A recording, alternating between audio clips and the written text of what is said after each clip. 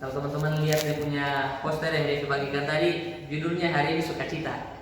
Jadi judul yang Adit request judul nanti tahu pending untuk depan. Judulnya hari ini sukacita teman-teman. Mari kita buka dulu Mazmur 16 ayatnya yang ke-11. Mazmur 16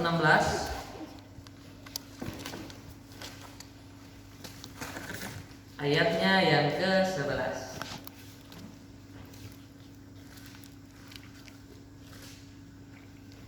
Mazmur 16 ayatnya yang ke-11.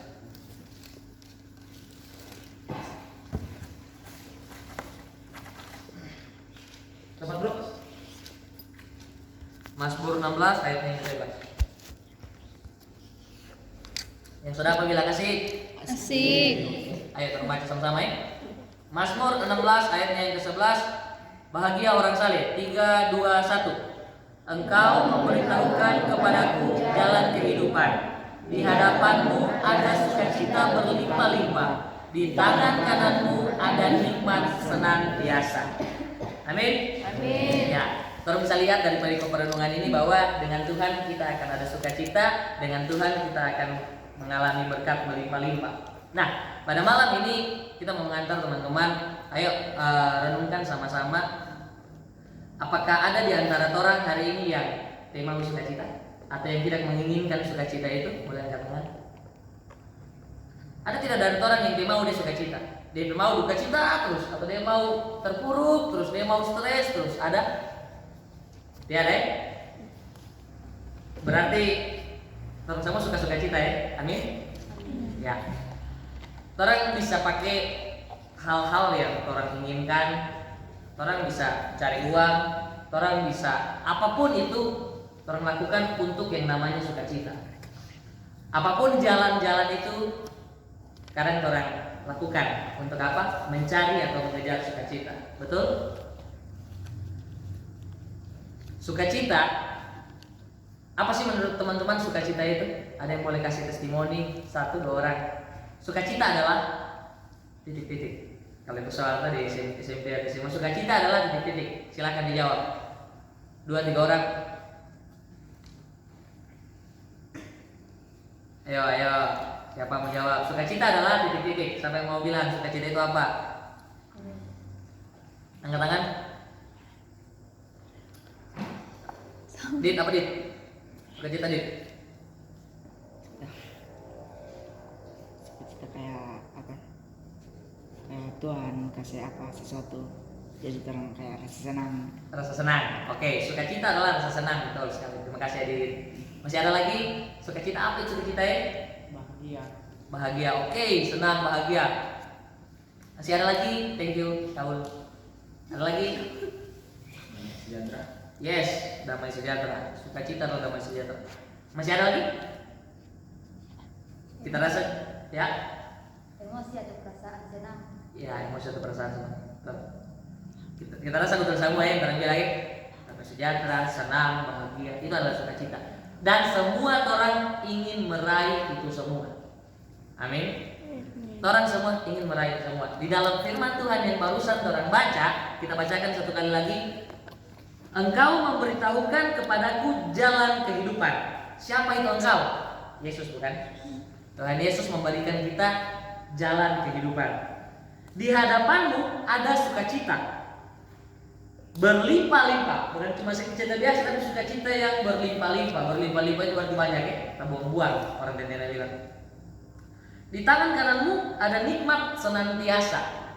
Berarti kalau orang mau mencari sukacita, orang mau mencari damai sejahtera, orang mau mencari rasa senang, orang mau cari bahagia, firman Tuhan bilang itu cuma ada di dalam Tuhan. Itu cuma ada di dalam Yesus.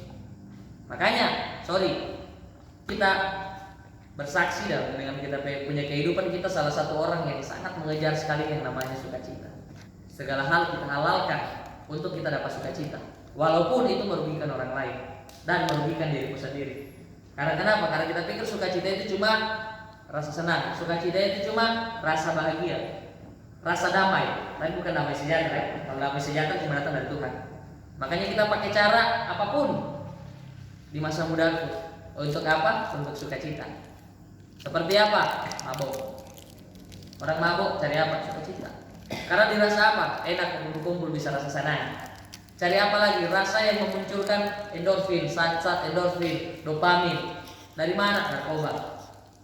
Itu dipakai karena kenapa? Karena suka cita. Kita tidak berbicara online, kita berbicara diri sendiri. Dan itu yang kita kejar. Tapi pada kenyataannya tidak membuahkan apa-apa. Oke, rasa senang, tapi senang sementara. Oke, bahagia, tapi bahagia sementara. Ya, boleh dibagikan dulu supaya fokus.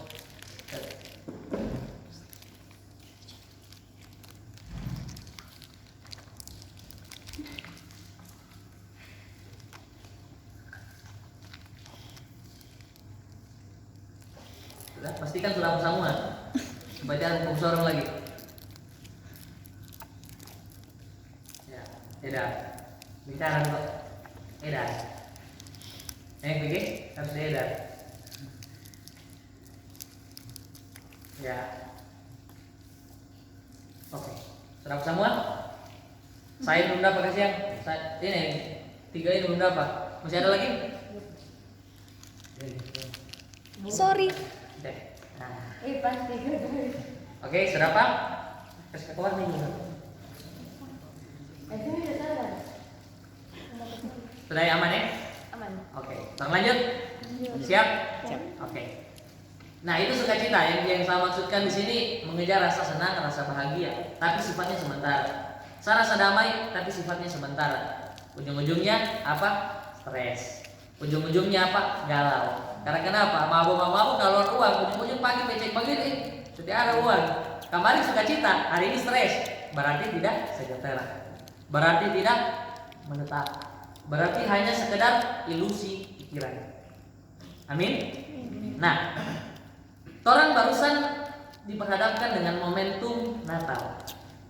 Tadi kan dibilang sukacita itu ada di dalam Tuhan Yesus. Nah, kemarin kita percaya setiap orang Natal pasti dibahas tentang kelahiran Tuhan, bukan? Ya toh, dibahas tentang kelahiran Tuhan. Dan kita harapkan semoga orang semua yang hadir ini so tahu Tuhan itu hadir untuk apa.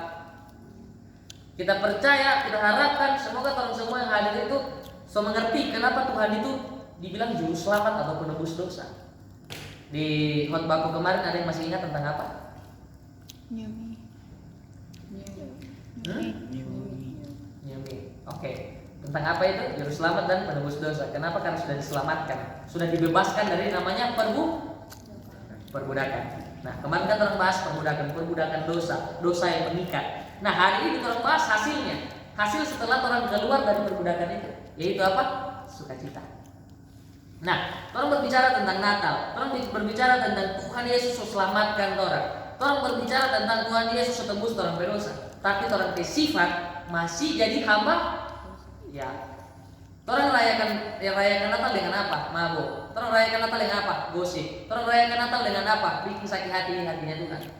Orang masih hidup di dalam orang punya dosa yang mengikat. Tersinggung lah. Karena kenapa? Karena orang masih lakukan itu. Saya pun begitu. Orang masih lakukan itu. Kita kutip quotes-nya, ada pendeta dari timur namanya pendeta Mel Atok. Dia singgung tentang minuman keras, di mana itu yang sudah jadi budayanya orang di Tentena sekitarnya dan bahkan di seluruh kota menyambut Natal dengan minuman keras. Itu bukan jadi rahasia lagi. Dan dia bahas itu.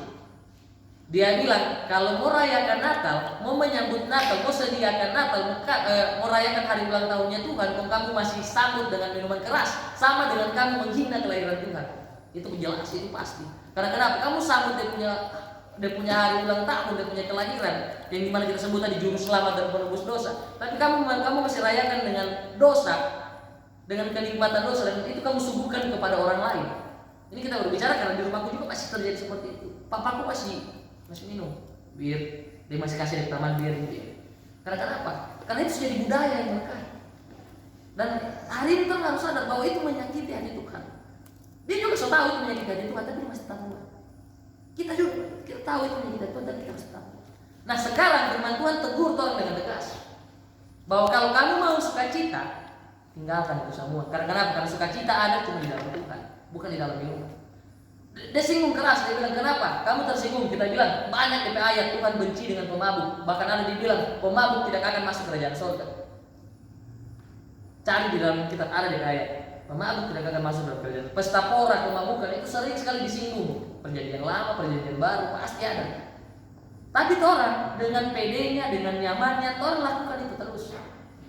Orang hidupi itu terus. Orang masih jadi budak terus. Kalau orang sudah mengerti Tuhan sudah selamatkan orang, Tuhan sudah lepaskan orang dari dosa-dosa ini. Tapi orang masih mau lakukan itu.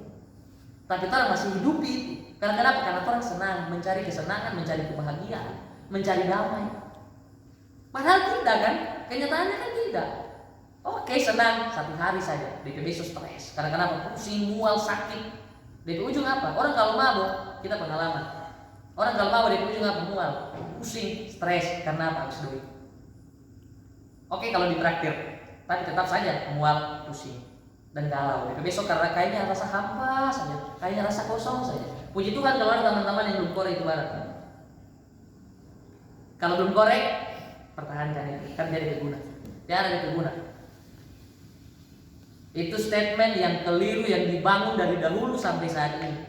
Dan inilah orang yang dipatahkan. Orang punya generasi patahkan itu statement. Karena kenapa? Tiada yang betul. Apa betulnya?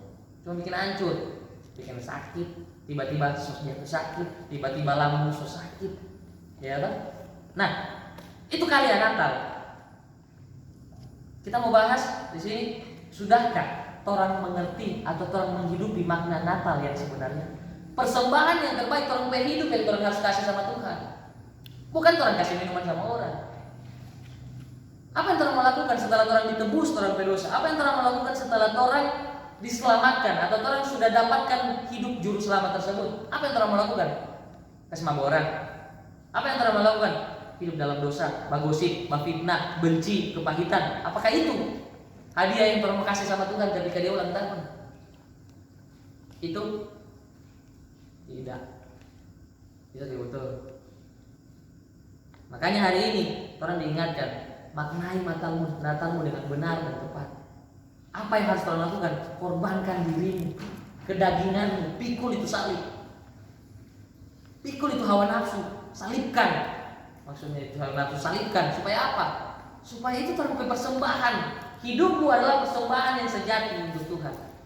Jadi kalau mau kasih hadiah ulang tahun sama Tuhan, kasih hadiah melalui terbuka hidup. Hidupku Tuhan untukmu. Kita mau baking apa yang Tuhan senang? Apa yang Tuhan senang? Menyanyi, memuji, memuliakan namanya. Apa yang dia senang? Baca dari firman. Apa yang dia senang? Berdoa, bicara dengan dia. Apa yang dia senang? Melakukan kebaikan. Apa yang dia senang? Melakukan kasih, sama seperti saya bilang tadi. Kita percaya Tuhan tahu kok apa yang Tuhan mau. Cuma kadang Tuhan mau bikin. Apa yang dia senang? Kasih Tuhan ke musuh. Apa yang dia senang? Bertobat. Itu yang dia senang. Sebentar akan bahas tentang bertobatan. Nah, di sini orang bisa lihat dari makna Natal tersebut bahwa Torang semua yang hadir saat ini adalah tujuan Yesus mati di kayu salib. Amin. Torang semua ini tujuan. Kadang-kadang orang pikir Natal itu cuma sebatas Yesus lahir. Apa tujuannya? Apa maknanya Yesus lahir? Ternyata alasan atau dorongan Yesus lahir di dalam dunia ini, dia meninggalkan surga dan lahir di dalam dunia untuk siapa? Bilang untuk saya. Untuk saya. Untuk saya. Untuk saya. Kasih tahu ke taman insyaallah untuk anak. Untuk anak. Untuk anak. Untuk anak. Untuk orang semua. Yesus lahir untuk orang semua. Itu dorongan. Dorongan yang Yesus, kenapa Yesus rela meninggalkan surga dan turun ke bumi? Dorongan. Berbicara tentang dorongan. Dorongan itu dapat merubah sikap orang. Contoh, ketika dikejar anjing. Ada yang mungkin dia punya lari 30 km per jam ketika normal, contoh. Tapi kalau dikejar anjing, dia bisa lari 80 km per jam, 2 kali lipat lebih. Karena kenapa? Karena ada dorongan lagi. Amin. Dorongan itu menunjukkan sikapnya orang. Dorongan itu menunjukkan apa keputusan yang orang ambil.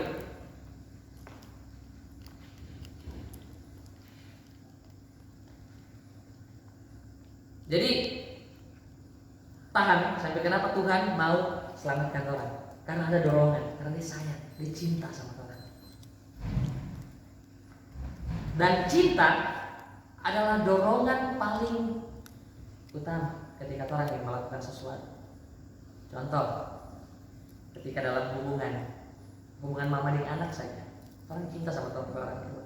Jadi orang tua bilang apa, orang terdorong untuk melakukan itu. Padahal sebenarnya orang malas, sebenarnya orang tidak mau. Cuma karena orang cinta, orang hargai, orang hormati. Jadi ada dorongan terjadi. Cinta. Begitu juga Yesus, dia cinta sama orang.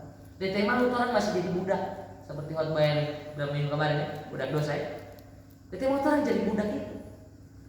Dia tema orang tidak memiliki hak atas orang diri sendiri, makanya ditebus orang. Jadi lihat kehidupan Tuhan Yesus. Nah, kemarin kan terus bahas dari kelahiran.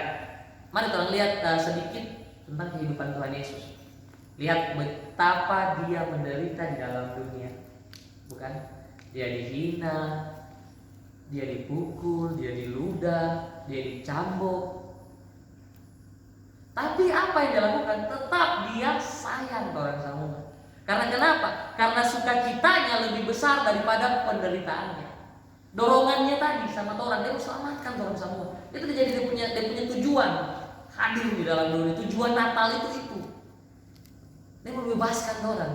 Jadi walaupun dia menderita, kamu lihat sampai ada di firman Tuhan itu bilang sampai mukanya Tuhan Yesus itu sudah dikenalan. Karena kenapa? Bonyok, picah, hancur. Karena segala macam dicambuk, dipukul. Tapi apa? Tetap cintanya itu masih ada. Coba kamu bayangkan, ada pribadi seperti itu, rela seperti itu, dan sekarang kamu tidak bisa tinggalkan orang berdosa. Padahal dia punya pengorbanan sudah sebesar itu sama orang. Sukacitanya lebih besar daripada penderitaannya. Coba renungkan kira-kira kalau orang menghayal, kalau kita suka menghayal, kalau kita renungkan bagaimana kalau seandainya kita orang tua kandung yang menderita untuk kita seperti Yesus. Dia rela dipukul, dia rela bonyok, maksudnya secara fisik secara fisik. Dia rela untuk selamatkan kita ke hidup. Walaupun pada kodratnya memang seperti itu, ibu pertaruhkan nyawanya untuk melahirkan seorang anak. Cuma ini berbicara tentang fisik. Tolong lihat orang tua. Apakah orang masih mau melawan dia? Apakah orang masih tega melawan dia? Adik masih tega kira-kira? Kalau orang tua sebonyok-bonyok demi selamatkan adik, tuh adik masih mau melawan sama orang? Setidaknya. Karena apa? Karena Tuhan kasih itu Roh Kudus sama orang. Kasih itu ada, orang semua berhak untuk mengasihi. Orang semua bisa untuk mengasihi. Makanya itu yang Tuhan mau. Nah, pada hari ini orang fokus tujuan Tuhan untuk mendatangkan sukacita. Karena kenapa tadi? Sukacitanya lebih besar daripada penderitaannya. Berarti Tuhan mau supaya orang itu sukacita. Jadi kalau sekarang orang masih terikat dengan sesuatu yang menghalangi sukacitanya orang itu keluar, malam ini lepaskanlah di tahun ini. Jangan biarkan beban itu, kepamitan itu, kecemasan itu menyeberang tahun. Kalau boleh lepaskan pengampunan. Kalau ada masih baku marah di dalam lingkaran ini mungkin, atau baku marah dengan orang tua, dengan kakak, dengan teman, dengan siapapun, lepaskan pengampunan. Jangan bawa itu ke 2022. Kita lebih suka bilang tahun baru itu hidup baru. Jadi kalau ada yang sempat kita kasih ucapan selamat Natal kemarin, selamat hari Natal dan menyongsong hidup baru 2022. Karena tahun baru tidak ada guna tanpa hidup baru. Untuk apa? Untuk apa orang ada di tahun 2022 tapi orang masih terus menyakiti hati Tuhan? Untuk apa? Tambah-tambah dosa saja. Untuk apa orang tambus tahun baru? Woi, sukacita, dia petasan, dia punya seremoni, euforia menyambut tahun baru, tapi orang tidak hidup baru. Untuk apa? Untuk apa itu semua? Orang tetap masih malas, orang tetap masih gampang tersinggung, orang tetap masih suka bagus, orang tetap masih terikat dengan dosa-dosa. Untuk apa kamu hidup di 2022? Bukan kata orang percaya, orang tahu kehidupan yang sebenarnya itu hidup nanti dengan Tuhan di masa yang akan datang, di kehidupan yang kekal. Orang percaya itu kan, masih percaya kan tentang hal itu? Atau setidak ada yang sedih percaya tentang kehidupan kekal? Saat ini 2021 hampir ke 2022 ini, ada tidak yang mulai goyah dia punya kepercayaan bahwa surga itu ada tidak? Kayaknya tidak. Ada yang berpikiran begitu? Angkat tangan. Nanti orang percaya nggak bisa. Ya, berarti masih percaya ya? Masih percaya ada kehidupan kekal bersama Tuhan Yesus ya? Amin. Nah, ini makna yang harus orang persiapkan di tahun atau di hidup baru yang akan terjalani. Kenapa kita ganti? Kemarin kan DP tema sebenarnya yang mau dibahas ini tentang nafsu atau cinta. Mau dibedakan dua itu untuk mempersiapkan adik-adik yang mau bicara. Harus tahu bedakan. Tapi itu next di tahun baru. Adik minta itu. Adik semangat dengan itu. Tadi saya bilangnya. Karena ini untuk orang semua supaya sama-sama terrenungkan. Karena yang Tuhan kejar apa? Sukacita kok. Kamu cari uang, kamu belajar, kamu sekolah. Untuk apa? Untuk sukacita. Supaya kenapa? Masa depanmu terjamin. Supaya kebutuhanmu terlengkapi. Supaya apa? Supaya sukacita. Semua ujung-ujungnya sukacita yang Tuhan kejar. Sebenarnya. Makanya tadi kita tanya di awal, ada yang mau menderita? Ada yang mau hidup dalam sukacita terus? Ya kan yang mau. Semua mau sukacita. Ini kuncinya sukacita. Kita bagikan sama teman-teman. Hidup baru. Bagaimana? Pertanyaannya begini. Tahun 2022 nanti, apa yang harus orang persiapkan supaya orang bisa sukacita? Amin. Itu yang harus orang perhatikan. Orang belajar dari 5 gadis bijaksana dan 5 gadis bodoh. 5 gadis bijaksana dia mempersiapkan segala sesuatunya sebelum mempelainya datang. Dia mempersiapkan minyaknya, dia mempersiapkan obornya. Berbeda dengan gadis bodoh, tembak pusing. 5 gadis bodoh tembak pusing. Ujung-ujung pas so datang dia baru bercakap. Oh bicara ujung-ujung tidak dapat kesempatan lagi. Sudah tutup pintu. Nah, tangkap ya, dan maksud ini perumpamaan. Itu yang harus tolong persiapkan, itu harus tolong renungkan. Tolong semua masuk tahun baru ini. Kalau orang masuk tahun baru, kalau orang hidup masih hidup lama, untuk apa? Selamat tahun baru, selamat tahun baru. Ingat tahun baru, kita kira kapan semua. Goodbye. Untuk apa itu kalau orang hidup baru? Memperpanjang kesengsaraan, biar sukacita. Nah, malam ini tolong bisa lihat kan apa yang orang persiapkan dari 5 gadis bodoh dan 5 gadis sukacita. Boleh laki-laki kita mau laki-laki baca Lukas 15 ayatnya yang ke-7. Lukas 15 ayatnya yang ke-7. Sama teman perempuan nih. Laki-laki Lukas 15 ayatnya yang ke-7.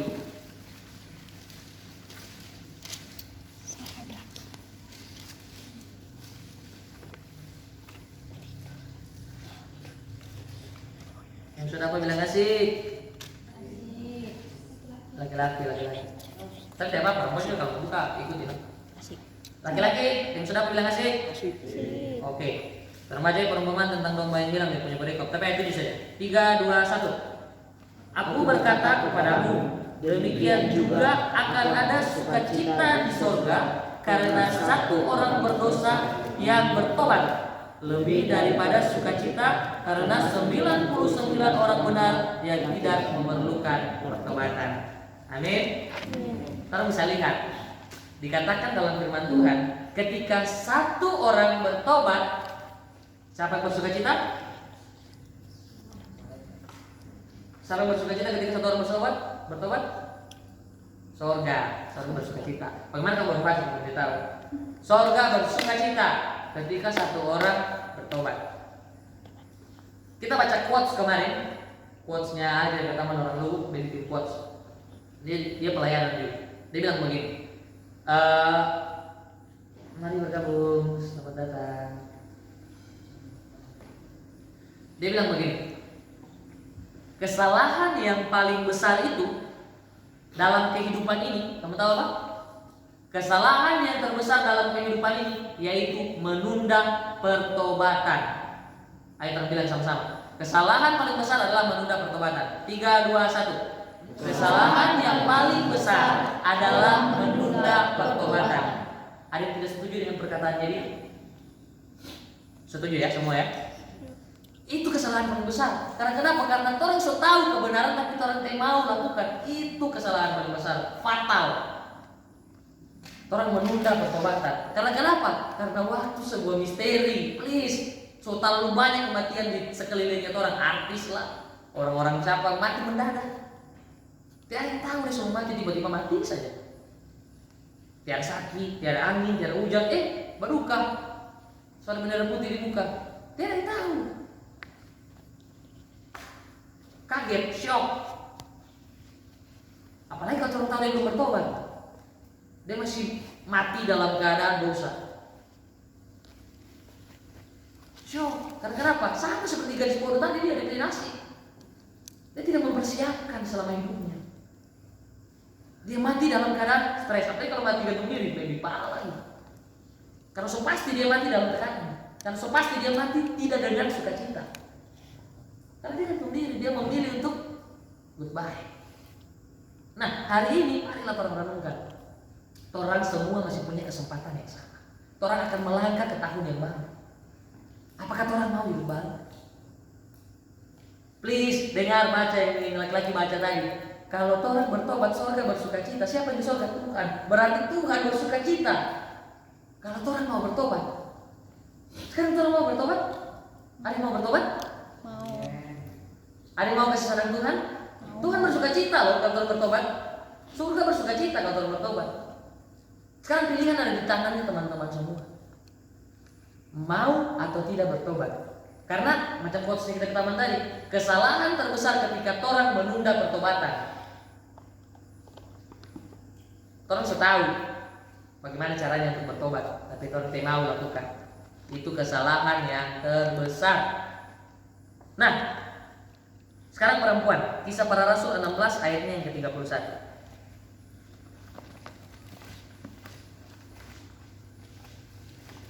Kisah Para Rasul 16 ayatnya yang ke-31.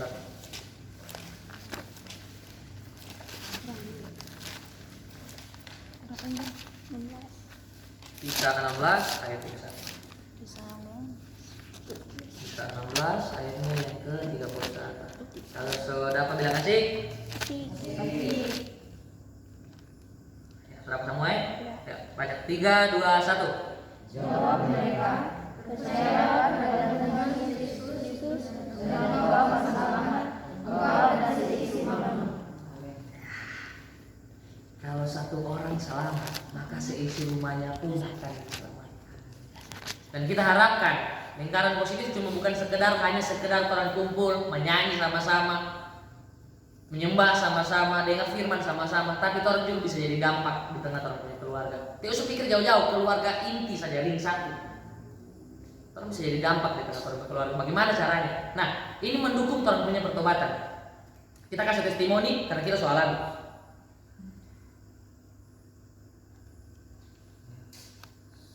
Oke, sudah? Lanjut kalau masih mau bikin sesuatu. Aman ya? Nah, selesai dulu.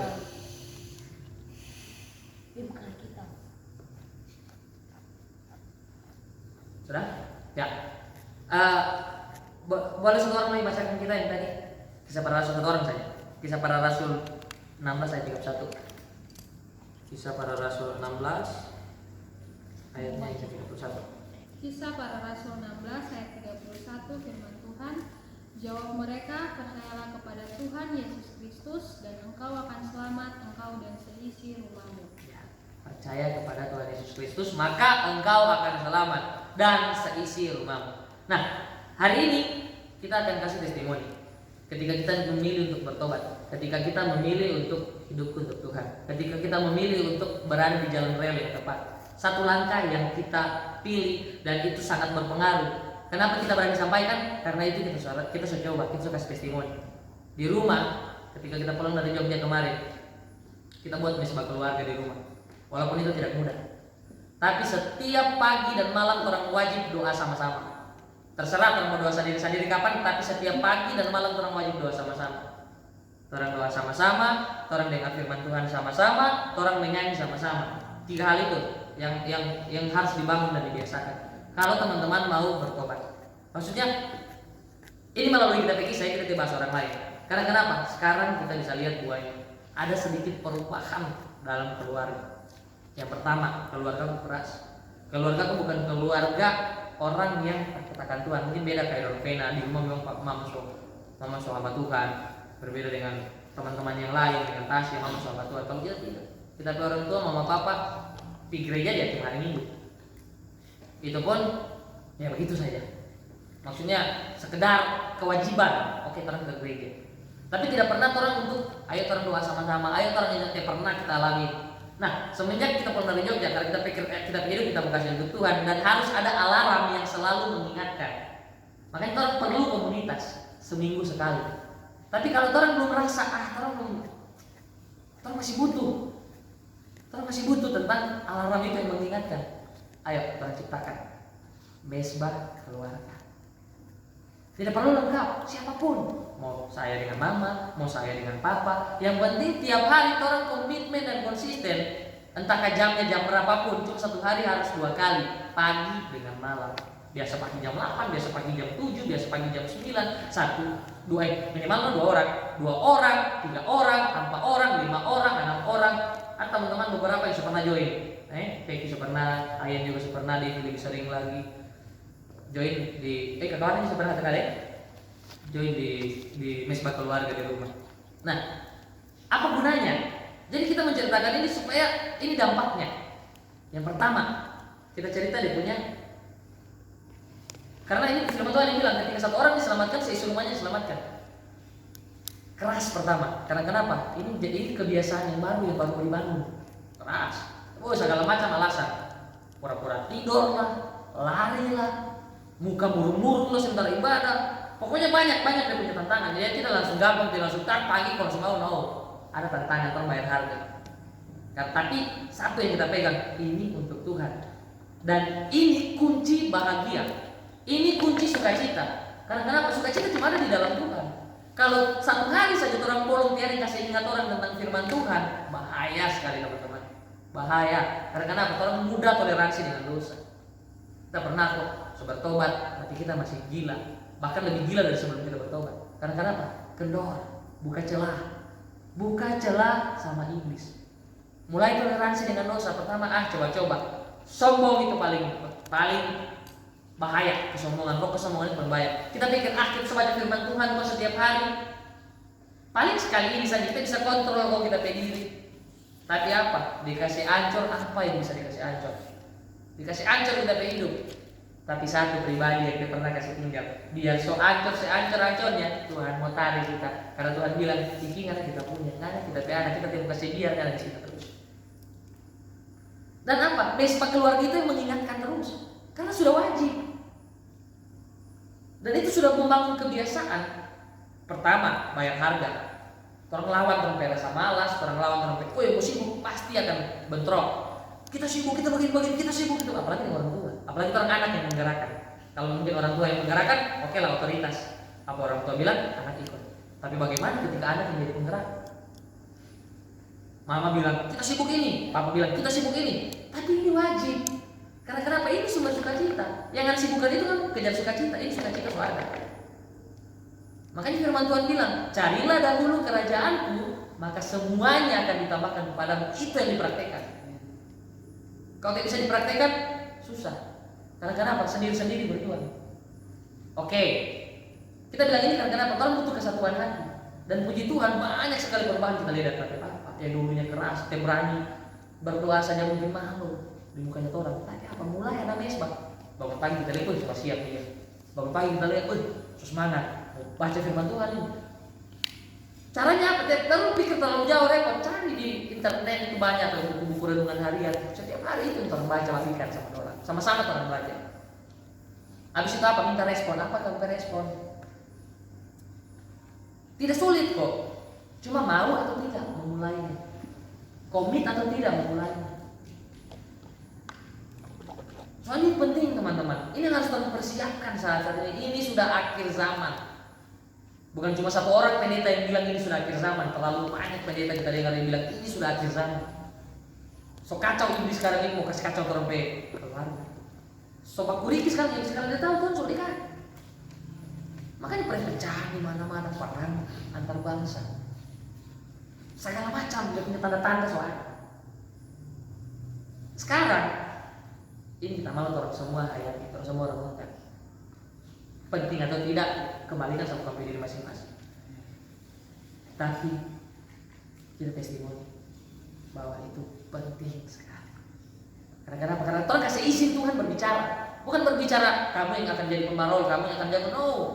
Ini kamu bangun mesbah. Mesbah itu apa? Tuhan mau berbicara sama kamu setiap hari, pagi dan malam, sebelum memulai dan mengakhiri hari. Kasih isi Tuhan berbicara lewat apa? Firman. Mungkin ada beberapa dari ketika firman itu saya berjalan kok ngerti, semua tak ngerti. Tapi apa? Orang berdoa, orang menyanyi. Dan nanti Tuhan yang kasih mengerti sendiri kok. Itu sudah dipaksakan. Apalagi kalau renungan harian itu kan sudah ditafsir. Jadi orang sudah perlu takut untuk, aduh kita tidak bisa tafsir, kita tidak tahu, kita ini, kita itu. Banyak sekali kok referensi. Tulis saja di Google itu renungan harian tentang kebaikan, tentang kemurahan hati, tentang kasih, tentang semua ada. Banyak, bahkan bisa kamu pilih yang mana sesuai dengan kata hati. Itu penting sebagai keluarga. Dan kita berharap mungkin salah satu misinya lingkaran positif nanti di tahun depan lebih ke pribadi, misi pribadi, bagaimana bawa terang, bagaimana genapi firman Tuhan. Satu orang diselamatkan, seluruh keluarganya diselamatkan. Kan Tuhan dia mau selamat sendiri toh? Ada yang mau selamat sendiri, biar dia mau apa saudara kita mau masuk surga. Ada yang mau? Mau dong selamatkan orang juga. Mau dong selamatkan kakak. Mau dong selamatkan adik. Karena Tuhan sudah terselamatkan, Tuhan suka cita dengan firman Tuhan. Tuhan suka cinta dengan firman Tuhan. Tuhan suka cinta dan Tuhan beri ruang untuk dia kasih ingat orang.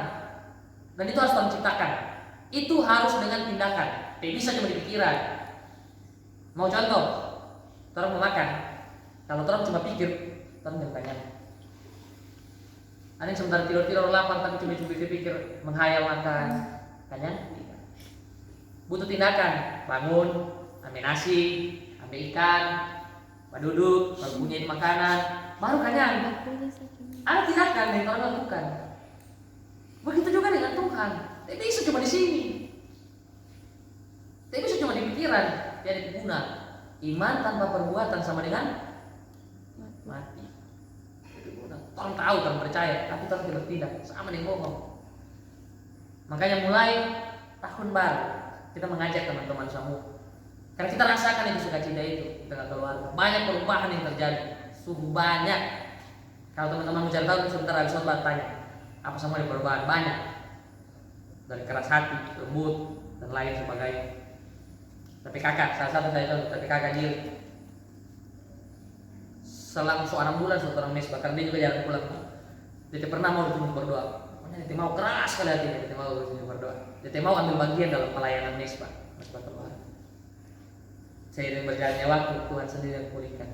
Sampai menangis kadang, sampai kesaksian kadang. So, bukan cuma berdoa, lebih daripada itu. Awalnya dia berani, dia mau. Karena dia pikir, baik kita berdoa sendiri-sendiri yuk. Kita juga berdoa kok di luar kamar, kita juga berdoa kok sendiri. Tapi tidak ada kesatuan hati. Kesatuan hati itu perlu. Firman Tuhan bilang, di mana ada 2-3 orang berkumpul, meminta di dalam namaku, maka aku akan melakukan. Amin. Itu Tuhan minta, kesatuan hati. Oke lah kalau punya iman sendiri-sendiri, anak punya iman, mama punya iman, papa punya iman. Tapi kalau orang sendiri-sendiri tiada kesatuan itu, mungkin dengar. Cuma akan lebih powerful ketika orang menyatukan, orang berhati, orang berdoa sama-sama. Itu keluarga, dan dibalik lihat ada prosesnya Tuhan yang Tuhan tidak sangka-sangka. Tuhan yang bekerja soalnya. Tuhan tidak sangka, tiba-tiba sudah 1 tahun kita disangka. Tiba-tiba sudah Desember ulang ini, sudah 1 tahun di mesbah. Kadang kita pergi dan ibadah di rumah. Itu yang kita puji Tuhan. Karena kenapa? Mama dan papa juga ingat ibadah. Mama dan papa juga ingat merenungkan firman Tuhan. Firman Tuhan tegur orang lagi. Karena teman-teman ini penting. Setiap hari orang pasti salah. Setiap hari orang pasti melakukan kesalahan. Amin. Kalau orang merenungkan firman Tuhan, tidak ada kasih ingat orang bahwa orang salah. Mungkin pikiran, perbuatan, apapun itu. Kalau orang bodoh amat, orang tutup telinga, orang bangun mesbah, ada mau kasih ingat orang kalau orang salah. Ini dia punya manfaat terbesar. Karena orang sama-sama kejar sukacita kan. Orang percaya kan sukacita cuma dari Tuhan. Makanya orang kasih ruang untuk Tuhan berbicara. Kalau orang salah, dia ada yang tegur, bahaya. Soalnya takut orang anggap benar padahal salah. Siapa penegur paling bagus? Tuhan. Siapa penegur yang paling menyentuh hati? Tuhan. Firmannya yang tegur. Makanya penting sekali pagi buka Alkitab dulu. Ayo sama-sama nyanyi, ayo sama-sama berdoa. Gantian, orang dari situ tergilir. Jadi semua ambil bagian. Malam saya, besok pagi papa, DP malam lagi mama, besok lagi saya, pagi malam. Pokoknya gilir. Siapapun ambil bagian. Siapkan 2 lagu, siapkan khotbah. Ini saja. Renungan harian, baca. Dia mau berpikir harus baca macam kayak sekarang ini harus panjang, harus tidak. Baca saja itu apa yang renungan harian itu. Jadi, dia pikir terlalu repot. Berpindah saja dari Tuhan dikerjakan. Amin. Berpindah saja dari Tuhan dikerjakan. Nah, terakhir terbuka Ibrani 12 ayatnya yang 2, termasuk sama-sama. Ibrani 12 ayatnya yang kedua.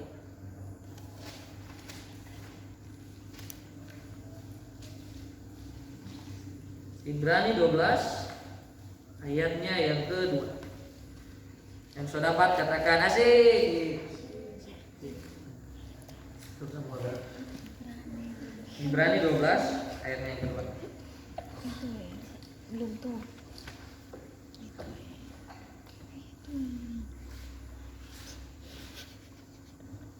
Berapa? Ibrani 12 ayatnya yang kedua.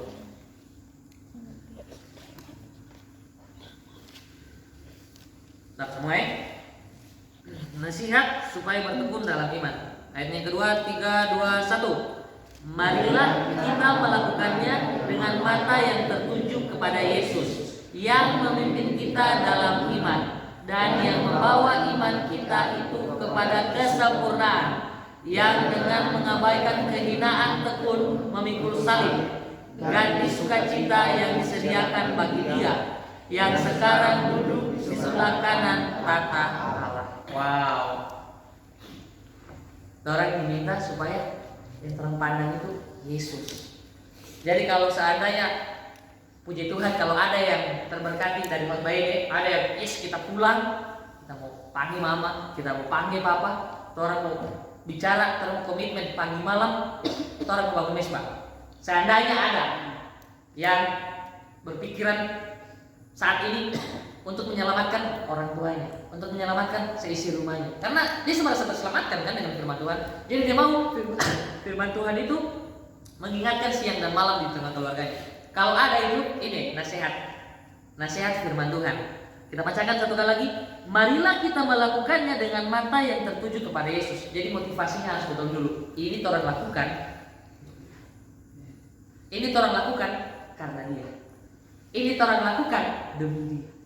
Jadi apapun masalahnya, apapun kendalanya, apapun pencobaannya di tengah-tengah proses itu, karena proses ini mendewasakan.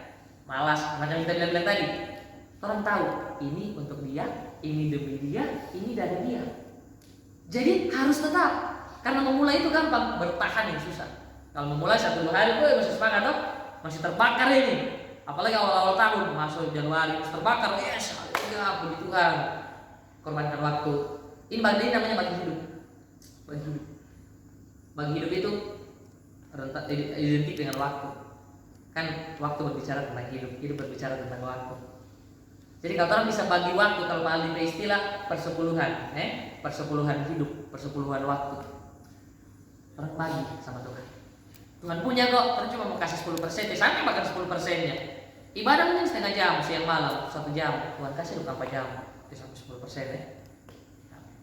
3% atau 5% dari program waktu Tuhan kasih ke Tuhan. Nah, Tuhan diminta ketika orang mulai, puji Tuhan nanti ada yang bisa mulai.